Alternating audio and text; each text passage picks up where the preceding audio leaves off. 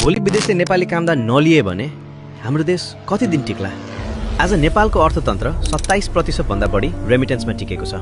सन् 2025 मा एकै महिनामा 200 अर्ब रुपैयाँ भित्रियो। यो गर्वको कुरा जस्तो लाग्छ। तर भित्र एउटा ठूलो खतरा लुकेको छ। हाम्रो विदेशी मुद्रा भण्डार 21 अर्ब डलर पुगेको छ। यसले 16 महिनासम्मको आयात थाम्न सक्छ। तर मुख्य प्रश्न के हो भने हामी आफै चाहिँ के उत्पादन गर्छौं? न यहाँ उद्योग बलियो छ न रोजगारी।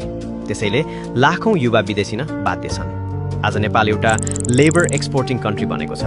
हामी मान्छे पठाउँछौं अनि नुनदेखि आइफोनसम्म आयात गर्छौं।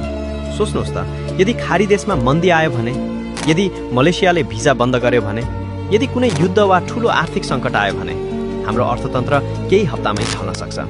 यो कुनै दुर्घटना होइन, यो त दशकौंको असफल नीतिको परिणाम हो। किन यहाँ उद्योग बनेनन्? किन सिपमूलक रोजगारी सिर्जना भएन? किन हामीले युवालाई देशमै रोक्न सकेनौं? आज हाम्रा गाउँहरू खाली छन्। आमा बुबा एक्ला हुनुहुन्छ। रेमिटेन्स अहिलेको लागि जीवन रेखा हो, तर यो सधैँको समाधान होइन। अब हामीले मान्छे होइन, हाम्रा उत्पादनहरू निर्यात गर्नुपर्छ। यदि आजै नसोच्ने हो भने भोलि धेरै ढिलो भइसक्नेछ। तपाईलाई के लाग्छ? कमेन्टमा भन्नुहोस्। यस्तै जानकारीको लागि हामीलाई फलो गर्नुहोस्।